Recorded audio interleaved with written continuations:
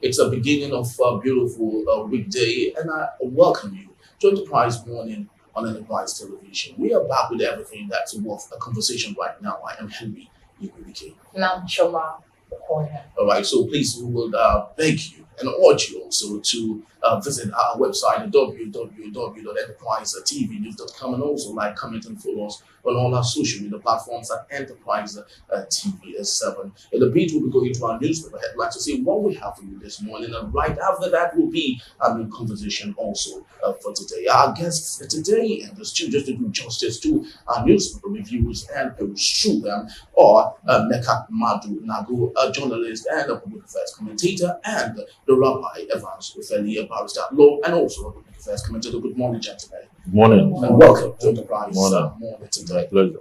All right, so quickly, let's start off our newspaper headlines with our first daily coming from the Daily Independent.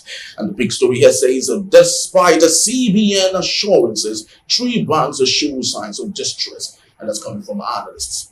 Okay, moving on, but still on the Daily Independent newspaper. APC wins all seats in UB Council polls. Details are on page 7. All right, and on the top strip of the same newspaper, Tinubu okays a mandate for special envoy on climate action. Refrain from issues you know nothing about, Atiku tells Shetima. And also still on the top strip of the same newspaper, Northern Elders asks the federal government to set up a National Pastoralist Commission. And on Naira devaluation impacting positively on exports. That is coming from the customs. All right, and finally we have Sharab sues federal government over failure to account for loans by ex-president, that's Muhammad Buhari. Now let's get into the meaty part of our discussion for today. And this question is, let me start from you, Emeka Madunagu. From 47 trillion naira in 2015 to 77 trillion naira, and a debt servicing of 1.5 trillion to 4.5 trillion naira in 80 years.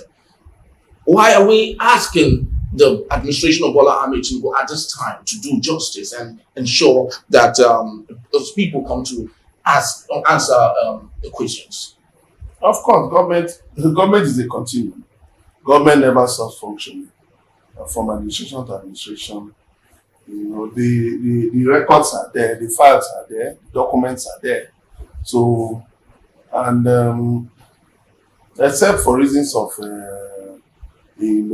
malice, malicious intent, every arguing government is supposed to prepare handover notes for for its successors. So, and then it's the duty of successors to to go through those documents, and then compare notes with what they see on ground. And of course, the Nigeria's debts have been rising, over the years. People are complaining that we can't see the evidence. Because why? You see, we have been spending so much on recurrent expenditure. It's the biggest item that swallows, public expenditure in this country. And even the spending on capital expenditure, cannot be justified. You talk about roads. Every administration is doing roads. Every administration is doing bridges. And at the end of the day, another administration comes, it starts again, start rehabilitating the same roads and building new bridges to nowhere. Tinubu's administration is now building a new road at 15 trillion. When so many highways across the country are debt traps. So when you put all of these things together, you just see that we don't have a revenue problem. Sorry, we have a spending problem. And that is why it is necessary, it has become necessary for Tinubu's administration to now account for all that has been spent over the years. Because, just let me quickly add this, 90% of our revenues are being used to service our debts, not to pay back, to service the debts. That's where the dilemma is. All right. So, talking about Tinubu's administration calling for people to account for the loans from Buhari's administration. We all know how Tinubu came into power and how that Muhammad Buhari, took him by the hand and ensuring that he came into power. Do you think it's feasible to have a Tinubu administration ask the most important questions. Why not? I mean, it's Serap that is asking the Tinubu's Yes, government to give an account of what government has taken us to loan. Because as it stands now, even the average citizen of Nigeria cannot tell how much exactly. Because some were taken with crude, some taken with a lot of from Chinese to Paris to different kind of loan. And our creditors, we have not even done a proper audit to let the average Nigerian know who are our creditors and how much are we owing each of them, and what is the repayment plan, debt servicing plan, and when are we going to offset these loans so that the country can move forward. We don't have all that. What we have is just government telling us they are going to do this project, they will do that project, they will bring this, they will bring that. They are not telling us how they are funding it. I mean, Buhari was honest enough to tell us during his administration that the budgets will be funded with loans that he took. You understand? And when they peg it with the price of crude, they tell you how they're going to raise the money. Tinubu's own administration, this last budget is a budget they are going to take loans to. He's already taking loans. Okay? But the wasteful part of this conversation was the supplementary loan, supplementary budget they took last year, which ordinarily, I cannot say whether it was from loan or whatsoever, but that budget, wherever they got the money to fund that budget was a profligate budget. Yes, on loan. You can imagine taking loan to purchase vehicles, taking loan to purchase liabilities, and then increase the volume of debt. Then you start to now service it with national income. You understand? So we didn't do a proper audit. If those loans were taken to empower citizens or to inject it into human capital, then you begin to find the reflection somehow. The people will now understand where these funds actually went to. But they were not meant for anything reasonable. So not only that we're indebted, our lifestyle and our attitude does not show that we are ready to offset our debt. Rather, we have shown and demonstrated that insatiable desire to accumulate these loans to a point of confusion. And such avarice cannot be sustained by a country that wants to grow. Because we are looking at growth projection. Now, each government that comes into power, they will tell you that the economy is growing by 0.2%. Sometimes they say it's growing by 0.1%. And then we keep saying as if that is growth. It's not growth. We are not growing. We are just, we are just there. You cannot really project exactly what we are doing. When you say growth in what area? So what area? Even if the stock market is glaring, showing that yes, the kind of growth that you're talking about. Yes. We're not see the question what Serap wants to is asking the court to do. It's asking the court to make an order. Okay. That because government is supposed to give an account to the people. It's mandate, you hold a mandate, people's allegiance, collective allegiance. Okay, that collective allegiance counts for accountability. You must show where you are leading these people to. Where is the Nigerian government leading us to? We don't know. Okay, thank you. Thank you, Mr. Now, let's move into something else, and it is Atiku Abubakar and Shettima refrain from issues you know nothing about. And if we look at what is happening between Shettima and Atiku have been in the political world, I think, long. Yes. Now, what do you think he means by this particular statement, telling Shettima refrain from issues you know nothing about? Looking at both of them coming from the north, what do you think it means? Two of the closest friends and political subjects in Nigeria today are Bola Ahmed Tinubu and Atiku Abubakar. Forget about their political differences. They have been shareholders in business. They have been political allies. They have been together for long. So anybody who loves himself and herself should not get in between Tinubu and Atiku, because these are men who know, when they sit behind closed doors, they know how they settle their issues. Forget about the fact they come out, they are, they may abuse each other or whatever, but these guys are strong allies. So that's why I'm telling Shetima, stay off. If I say anything about Tinubu, he's my ally, he's my man. You are not in our circle. So what's that? You are vice president. What's the big deal? I was vice president so many years ago, so it's not a big deal, And actually, Atiku was a more powerful vice president than Shetima. Tell me the places you hear Shetima, the events and things you hear Shetima. You still have about 3 years more. This is no, it's not about if he's going to say 8 years or 10 years. What I'm talking about is influence. When you show up, people watch, they judge your influence. Atiku was an influential vice president. He almost made Obasanjo not to have a second term now. It's public record. Atiku had control over the governors. It was so that Obasanjo just suddenly found out that, wait a minute, I'm the president, but I'm not controlling anybody. Atiku had allies everywhere. Don't forget, they were together in PDM, People's Democratic Movement, which was founded by the late General Shehu Musa Yar'Adua. Tinubu, Atiku, and former President Umar Yar'Adua, the younger brother of Shehu Yar'Adua. So they have been together for years. They've been together, I think, for over 40 years. So where was Shetima all this while? Where was Shetima all this while? It just happened, just circumstances brought him into, became Borno State governor. Then today, because of some political, scratch my back and scratch your back, he became vice president. But there are certain things that Shetima should just take off. Because why?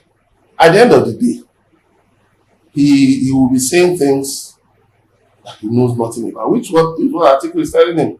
You don't dabble into things you know nothing about, and which is right. Thank you. All right, so quickly let's start off. Move on, to this daily. It's coming from the Daily Trust newspaper, and we have the big story here. Governors spend billions on cars for lawmakers. It's misplacement of priority. That's coming from activists and the CSOs. And on the top street, we have Nigeria records 6.5 trillion naira foreign trade surplus. Yes, and still on the Atiku Shetima issue, I saved Tinubu's political career. Atiku replies Shetima. Moving on, northern leaders ask federal government to create pastoralist commission. Yes, very true. And on the side of the same newspaper, we have troops to neutralize 5 bandits seize arms in Kaduna. And do we have any other important thing there? Yes, we have let's move on to the big story actually. Oh, okay. Now, governors spend billions of cars for lawmakers. Now, this has been something that has been on for years. And a lot of activists will come out and they will keep on talking about it and keep on complaining. What is the best way to handle this issue? Because it is one thing to talk, it's one thing to complain, and nothing for people to listen and for changes to occur. Why does it keep on going on and nothing is ever done about it? The governors use it to buy over parliament. It is not the responsibility of a governor to buy cars for lawmakers, because if not that, we have rubbish democracy. Parliament at the state level, they are supposed to be the backbone of democracy. They are to check the excesses of the governors as the executive and ensure that the governor is within track. Where he falls out of track, the legislature, that's parliament at state level, will impeach the governor. But you know what the governors do here? The governors go ahead of them. You understand? Approve this, approve that, approve. Because all these cars you see that the governors purchase for the lawmakers, it is the lawmakers that will approve it. Because they are the one that approve expenditure. Okay? So they will be the one to approve it. The governor mutes it to them and they approve. And in doing so, they sell their birthrights. Okay? sometimes they won't forget that they are lawmakers. Well, we've seen a case where, a lawmaker went to kneel down before a governor to beg for favor and forgiveness. We've seen that. We've seen a lot of cases like that. So that is why we have been complaining that there's no democracy at the local government level. It's not only at the local government level. There's no democracy in many states. Is there democracy in Lagos State? There's no democracy in Lagos State. What you have is monarchy. Regional monarchy. That's what you have. Because it's one person that dictates who get there.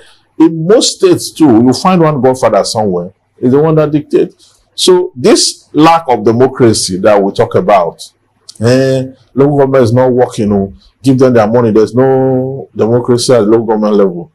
It's a misdirection of self. There is no democracy at the state level. Many states have no democracy. That is why you see this kind of headline. Governors will buy cars and give to lawmakers. What nonsense. Lawmakers are supposed to have their own budgets. Okay? The same thing they do to the judiciary, the governors. By the time you buy cars and give to judges, in Lagos, sometimes we criticize it where they bought this jeeps for them. And judges will now come and line up like school children. And now be handing over these cars to them. So what do you expect them to now do when I bring an action against the Lagos state government on an issue? So that the judges will rule in my favor. So we are destroying democracy. If we are not going to practice democracy, we should shut it down and do this our regional monarchy. That's what we are doing. We're just covering up with democracy. I don't see any democracy in any of the states in Nigeria. Very true. So quickly, let's move on to our last daily for today. It's coming from the Punch newspaper. The big story here says fuel, foods lead as imports hit 12 trillion naira. The rider here says the manufacturers import 1.5 trillion naira raw materials. Food import gulps 921 billion naira. The sub-rider here says Nigeria gets 19 trillion forex from crude oil, so the mineral exports and all this. And the top strip here will have states work on total electricity subsidy removal, new tariff.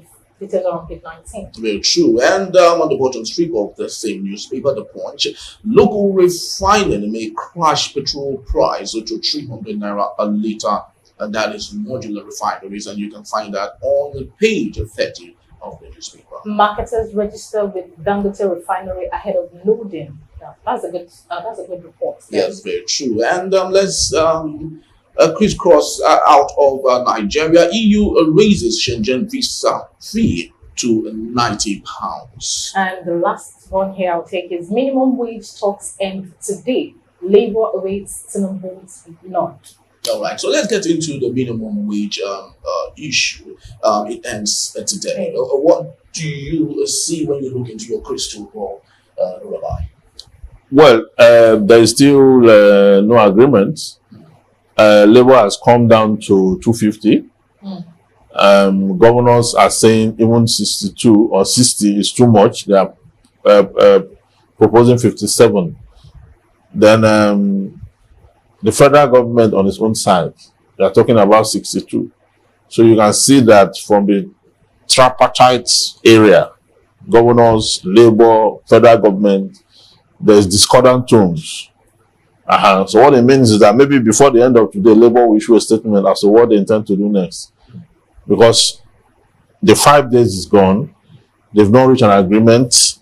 Okay, and it does not look like Labour is going to take what the federal government has offered, especially when even the state governors are saying. The state governors keep drawing Nigeria backward in everything you do in this country to ensure development. Just listen to the governors forum. They will deflate every idea you will bring to move Nigeria forward. From collecting local government money to labor to minimum wage. They are wading into it now, and they are saying it's not.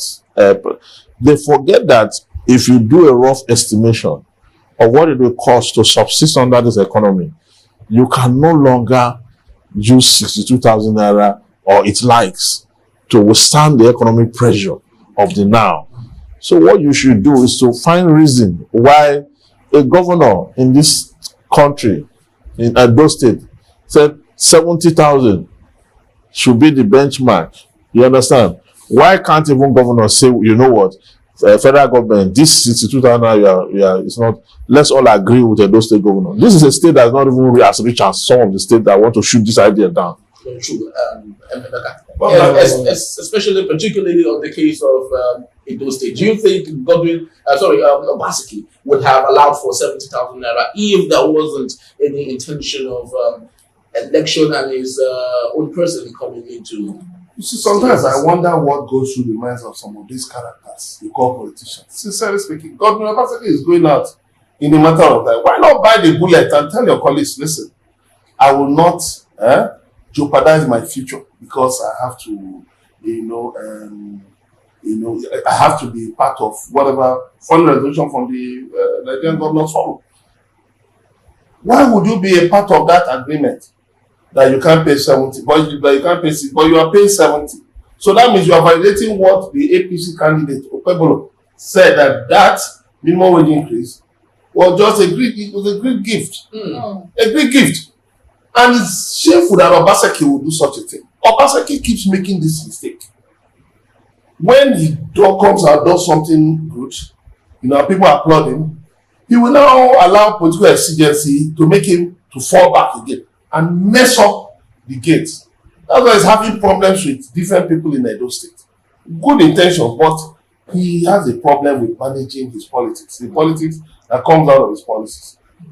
As a matter of fact, you see, these governors are just deceiving themselves. Because you know why?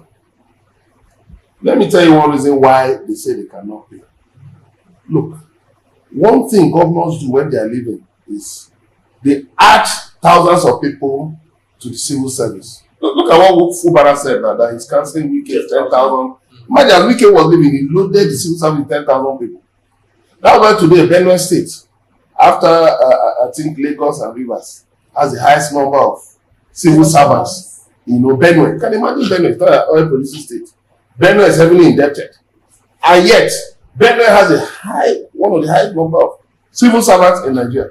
So, I suspect, as Obaseki is leaving, he too has his eyes on maybe loading civil service, maybe 5,000 or 10,000. So, when they tell you they cannot pay, they know the kinds of things they do with recruitment into the civil service. So, they know that when they look at it at the end of the day, this thing may not work out. But you see, it's all deception. Because whether they like it or not, you see that 70,000 that Obaseki has hung on them, they are going to pay it. And I will just tell Labour, stop all this hassle. Go straight out. If they are not going to listen, resume the strike. And then let us see who will laugh last. Okay. Thank you, Emeka. Over to you, Barrister Ufeli, before we wrap up. Now, we're looking at Labour resuming the strike according to Emeka. Do you think Nigerians will cooperate? Because just the little time, let's take the national grid was shut down, there was a lot of reaction. Now, if we should go this second time or this second phase of it, do you think Nigerians will cooperate? Do you think there will be harmony? Don't you think the politicians will use this as an avenue to actually want to make their plans skillful? Well, it's not about Nigerians cooperating. I mean, the civil servants will go on strike. They won't go to work. And if they don't go to work, it affects the economy in a way that is unimaginable. You understand? So, are you saying Nigerians will react and Nigerians will go to their houses and wake them up to go to work? No, they won't. So, whether Nigerians react or not, you have to attend to this labor issue. You understand? We know that they are just less than 1% of our population. Okay, we know that.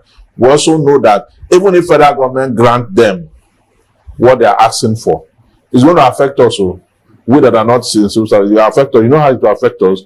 Inflation and the cost of goods will go high. And this cost of goods will not just go high for only civil servants. It will go high for all of us seated here. You understand? But that does not mean that they should keep them at that place where they are. Because the reason they come to work with granite, with yam to sell, is because they cannot, the salary they are giving them cannot take them anywhere. And they have children in private schools. They have to keep up with all that. Generally, for me, I don't even think increasing the wages is the problem. What they are supposed to do is to create a system, effective transport system like you have in the UK, effective low-cost housing. If they don't pay rent and they don't pay huge amount of money for transport, and their children are in good schools owned by the government, and their fees are taken care of because, I mean, it's listen. So they'll be money in their hands, but as we speak, there is no facility that is working in their favor. So even if you give them, Even 500,000, 1 million naira, that funds will be depleted by the hydra-headed circumstances that they live with. Very true. You understand? All right. So So that's just about the time we have for this segment. We'd love to say thank you to Emeka Madunagu and Evans Ufeli, and just to equally let you know that they will be around to equally take us on our main conversation for today. And when we return, should Nigeria scrap one of its federal houses of parliament to retain a unicameral legislature? That's the big question for our main conversation in just a bit.